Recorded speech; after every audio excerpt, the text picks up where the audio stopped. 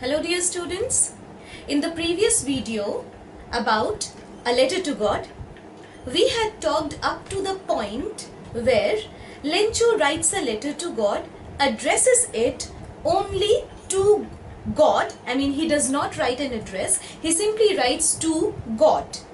And then he posts the letter in the mailbox. What happens after that? So we are going to start from this point in this video. One of the employees, who was a postman and also helped at the post office, went to his boss, laughing heartily, and showed him the letter to God.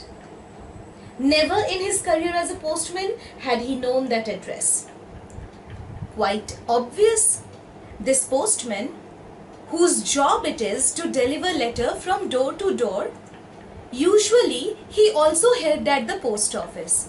Since there are so many different kind of tasks to be done at a post office, so he helped with the tasks at the post office. At the same time, he went from door to deliver letters.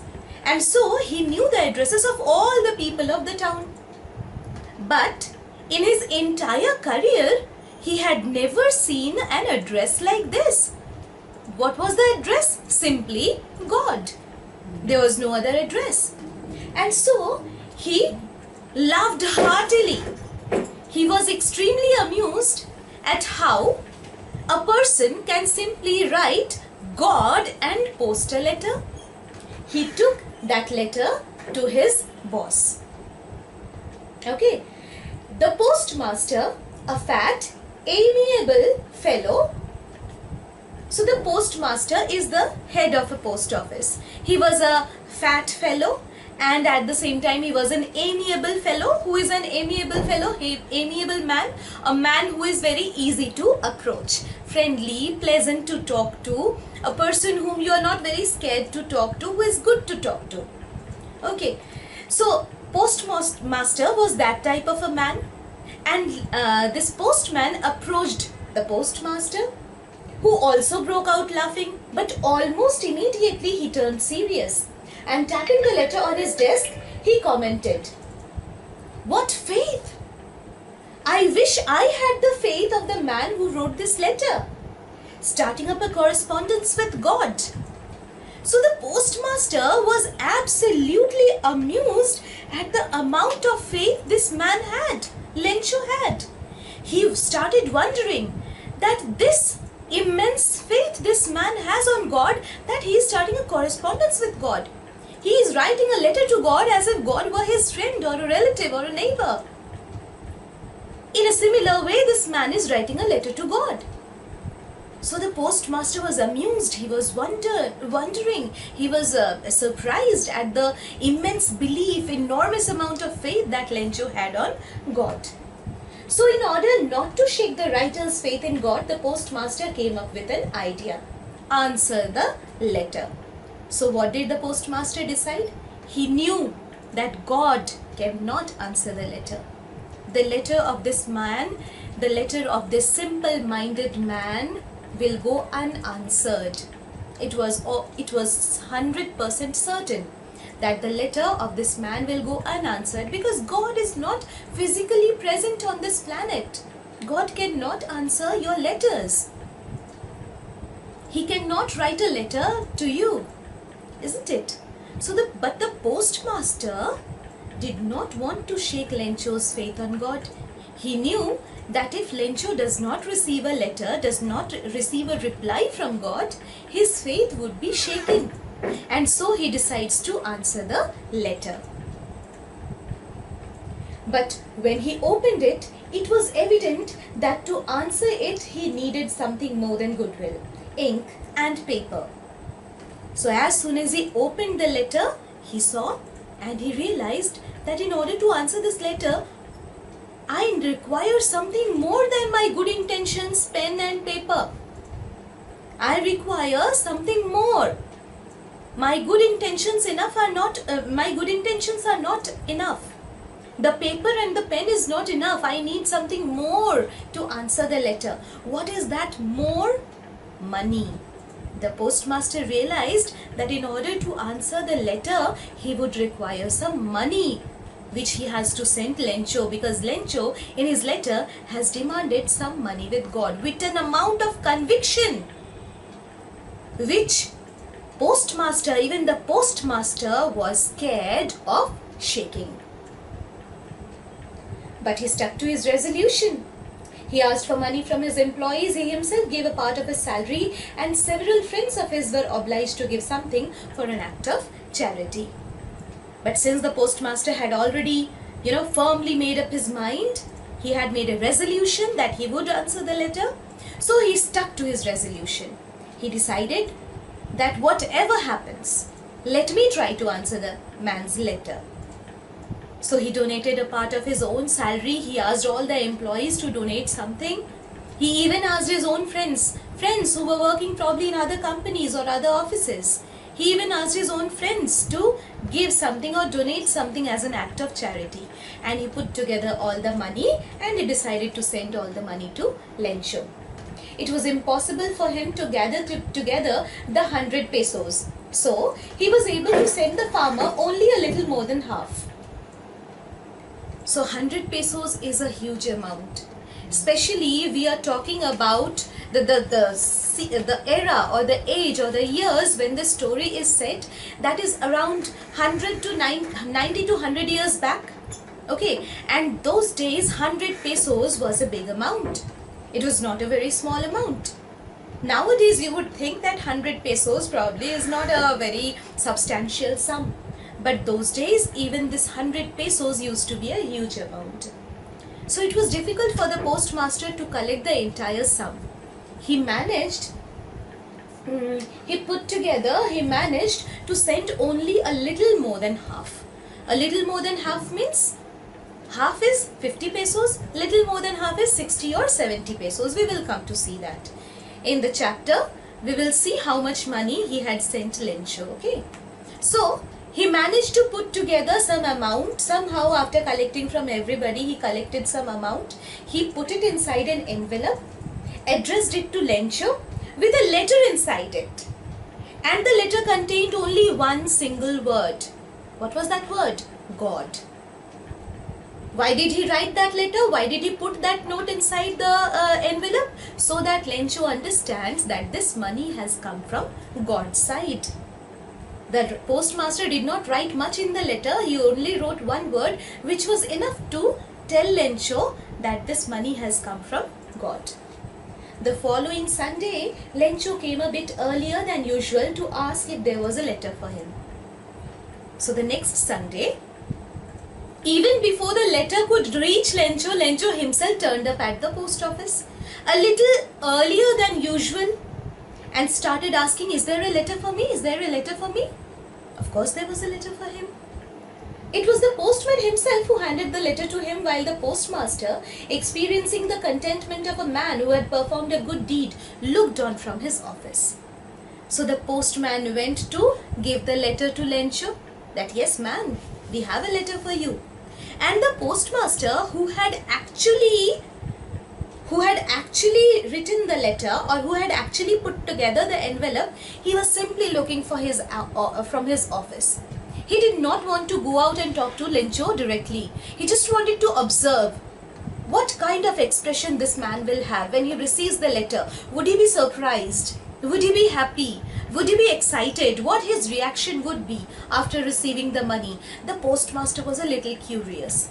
At the same time, it is written over here, he was experiencing a contentment. Contentment means satisfaction. He was experiencing a kind of satisfaction which people experience when they have done something good. You will often notice that when you have done something good, you feel a kind of happiness inside you. Even when people don't praise you, there is a sense of satisfaction inside you. If you help someone to cross the road, some old person to cross the road, or if you help a homeless child to by giving something, some of your own objects or something, or means in whatever way you help someone, whenever you help someone, there is a sense of satisfaction inside. You become immediately, you become happy, you become satisfied, content. And that was the same feeling that the postmaster was experiencing at that time. He was a bit happy, he was very happy that he had helped someone. but he was eager to see whether that help would be recognized by Lencho or not. Whether Lencho would realize that these people have helped me or not. So he kept looking from his office. Lencho showed not the slightest surprise on seeing the money. Such was his confidence. So he had such confidence in his letter, on his letter, he had so much belief on God that मैंने तो letter भेज दिया, भगवान तो reply करेंगे ही करेंगे, isn't it? He had such enormous amount of faith, belief that God will reply him, that when he received the letter, he was not surprised at all. It's just like when you buy something from a shop, you pay the money, and when you receive the item in your hand, you may be happy, but you're not surprised. You're not surprised because you were expecting this. You have paid for it. You are expecting this. In the same way, when Lencho had written a letter to God, he was expecting the reply. So when he got the reply, he was not even the slightest bit surprised. But he became very angry when he counted the money. The reason why was he angry? Because the money was not complete. It was not 100 pesos. The postmaster and the employees could not put together this enormous amount. God could not have made a mistake, nor could he have denied Lencho what he had requested. But what was Lencho's belief? That God could not have made a mistake. If I can count 100, God can also count up to 100. So he could not have made a mistake. This lesser amount, it is not God's mistake. God must have sent me the full amount. Also, he believes that God could not have denied Lencho what he had requested. If God had the intention of denying, deny means mana karna, refuse. If God had the intention of refusing to give money to Lencho, God would not have sent this letter. God would not have sent any amount of money.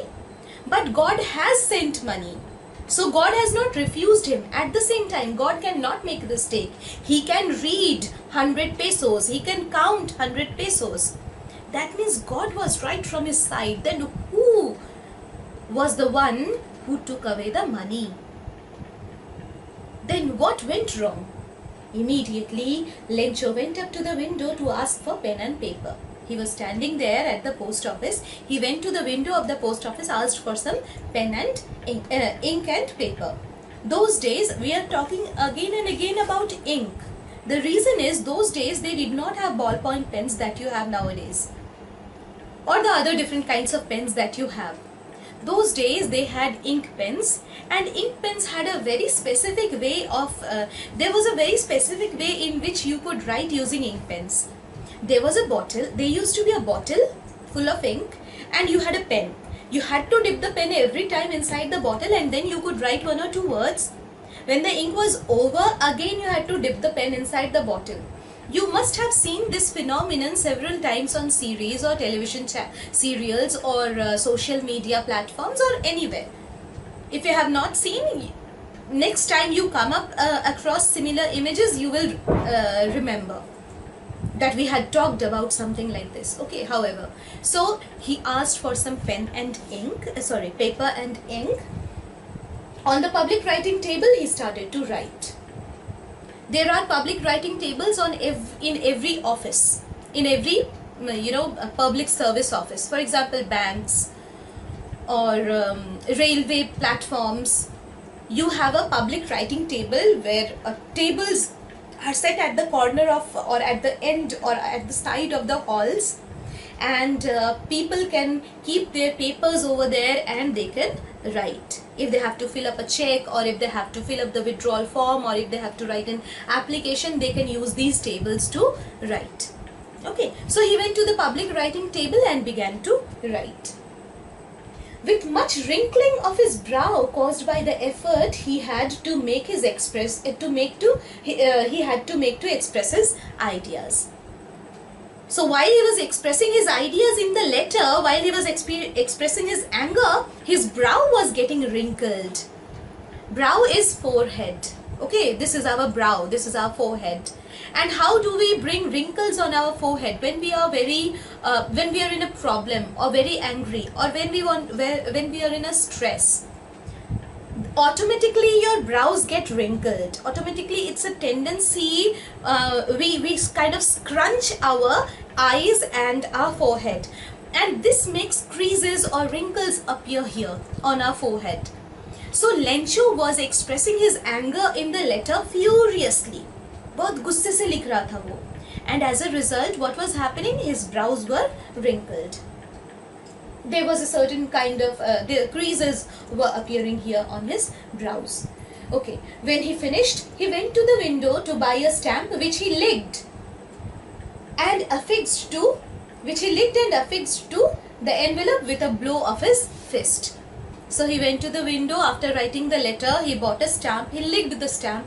Why do they lick the stamp? You must have seen several other people licking the stamp, because stamps sometimes have some glue which dries up.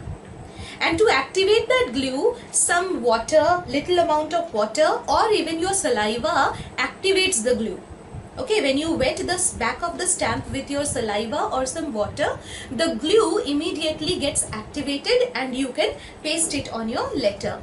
So he pasted it on his letter, but not regularly, not in the way that you would paste. How do we paste some stamp? Okay, we simply put it, we simply paste it. We rub it, we pat it, we make sure that it is fixed, it does not move. But how did he do it? He put it over there and he, banged his fist. This also shows his anger. This banging of the fist, this blowing of this blow of the fist, it also shows his anger.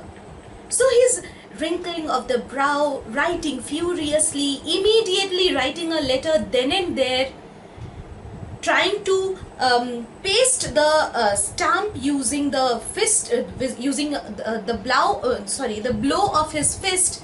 All these show that he was extremely angry. The moment the letter fell into the mailbox, the postmaster went to open it. Because the postmaster, I already told you, he was very curious. He was eager to know what the expression, what the reaction of Lencho would be. He had helped Lencho. So he was eager to know what the reaction of this farmer would be. So as soon as the farmer posted the letter, postmaster immediately went and took out Lencho's letter out of the mailbox. And he opened it and began to read it. What was written? God, of the money that I had asked for, only 70 pesos reached me. So what was the amount that the postmaster could put together? 70 pesos. Send me the rest, since I need it very much.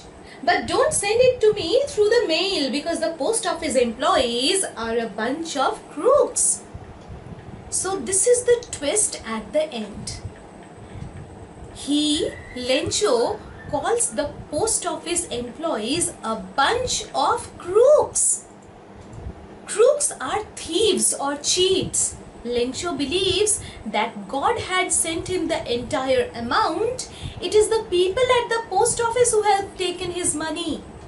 See the conflict. See the irony here. Irony means when you expect something and something completely opposite happens. The postmaster had expected that Lencho would be happy, Lencho would be grateful, and the irony is the postmaster, his employees are blamed as being crooks. They are blamed for stealing money by Lencho. So this is the end of the story, and there is a major twist also at the end of the story. The story ends on an ironical note where we all had expected that Lencho would try to know who actually sent him the money, and when he finds out, he would be grateful. But instead, Lencho blames the same person. He calls them thieves, crooks, the same people who had actually helped him. So this is the end of the story. We shall not be discussing the question answers of the chapter whatsoever, but students, you need to come up with your own answer and your own notes. This is language and literature, and we can only guide you, we can only paraphrase the chapters. We cannot provide you the exact language of the answers. So you need to come up with your own notes. I hope things were clear. If there are any confusions, then you can always comment, you can text me, and you can clear out your doubts or confusions. So thank you very much. I will be soon uploading another video with of some other lesson. Okay.